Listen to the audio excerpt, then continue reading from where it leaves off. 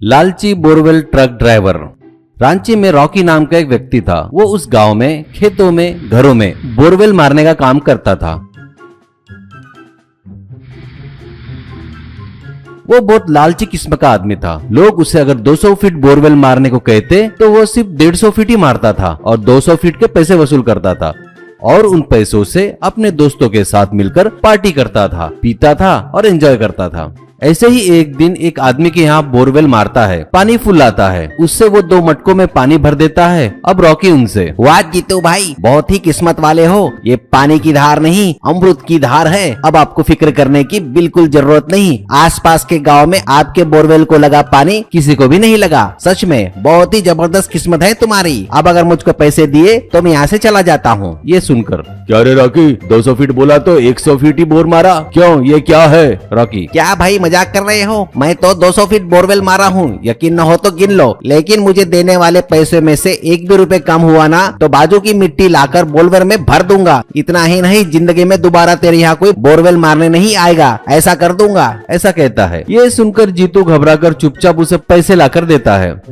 ऐसे ही एक दिन एमएलए का कार्यकर्ता विक्की रॉकी को एमएलए के पास लेकर जाता है। एमएलए, तू ही है क्या रॉकी? तेरे बारे में सुना था रे, यहाँ पर सबके यहाँ तू ही बोरवेल मारता है ना और जमकर पैसा खींचता है, क्यों रे? रॉकी, क्या सुने साहब आपने? बोरवेल मारकर दुनिया में लोगों की मदद करता हूँ साहब, बस और क्या। एमएलए, नहीं रे, वो बात नहीं। तू बोरवेल मारकर जो पैसे लूटता है ना, उसका पूरा काला चिट्टा है मेरे पास। यहाँ आकर इसे 2-4 लगाओ, ऐसा कहता है। तभी वहाँ एमएलए के पास उनके बॉडीगार्ड लाठी से रॉकी को मारते हैं। रॉकी हाथ जोड़कर, अरे मत मारो, अरे मत मारो, बिल्कुल मत मारो रे, ऐसा कहकर उछल रहा था। एमएलए, ये सब क्यों किया पता है क्या? तू जितने बोरवेल मारता है ना, उसमें से मुझे हिस्सा चाहिए। तू कुछ भी कर, रेट बढ़ा, कुछ भी कर, और हिस्सा नहीं दिया तो ये लाठी की मार याद कर ले। ऐसा कहकर वहाँ से चला जाता है। अब रॉकी से विक्की, ये हमारा एमएलए थोड़ा पागल है, ऐसा ही काम करता है। हर चीज डरा धमका कर लेना चाहता है। इलेक्शन का टाइम नजदीक आ गया है, इसलिए उसका हिस्सा चुपचाप दे दे और जिंदा रह ले। रॉकी, भाई पहले ही ऐसे लोगों से मुझे बहुत डर लगता भाई, मुझे जो मिलता मैं उन्हें दे दूंगा। ऐसा कहकर चला जाता है। अब रॉकी बहुत सोचता है और अपने दोस्तों के साथ पीते हुए एमएलए के बारे में सोचकर बहुत गुस्से से चिढ़ता है। ऐसे ही बहुत सोचकर एक प्लान बनाता है। एक दिन अपने दोस्त की ट्रैक्टर ले जाता है। उसमें बोर मारते वक्त जो कीचड़ निकलता है वो उस ट्रैक्टर में भरकर ले जाकर एमएलए के घर के सामने डालता है। ऐसे ही वो 3-4 ट्रैक्टर डालता है।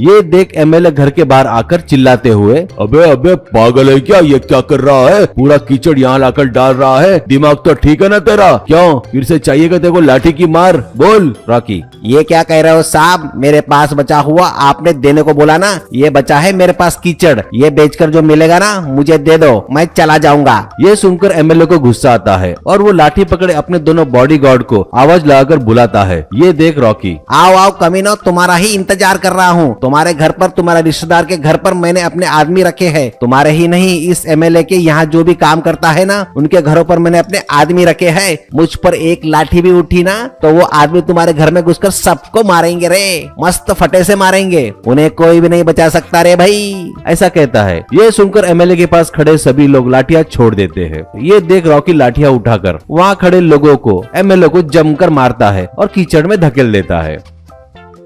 और फिर रॉकी, एमएलए तू क्या समझ रहा है? तेरे पास ही आदमी है क्या? मेरे भी बहुत से लोग हैं रे। तेरे आदमी पैसे दिए तो, कॉन्ट्रैक्ट दिए तो तेरे पास आते, लेकिन मेरे दोस्त बस एक क्वार्टर शराब पिलाए तो मेरे पास आ जाते। याद रखना हमेशा, क्लासमेट्स बड़े होते हैं, तुम लोग बहुत ज्यादा कॉस्टली लोग हो, पर मैं बहुत सस्ता हूँ। मेरे आड़े आया ना तुम्हारा काम तमाम समझो। कहकर वहाँ से चला गया। ये देख एमएलए डर जाता है और सोचते हुए, ऐसा आगे करूंगा तो लोगों की नजरों में गिर जाऊंगा करके एमएलए फिर से कभी रॉकी को उंगली नहीं किया।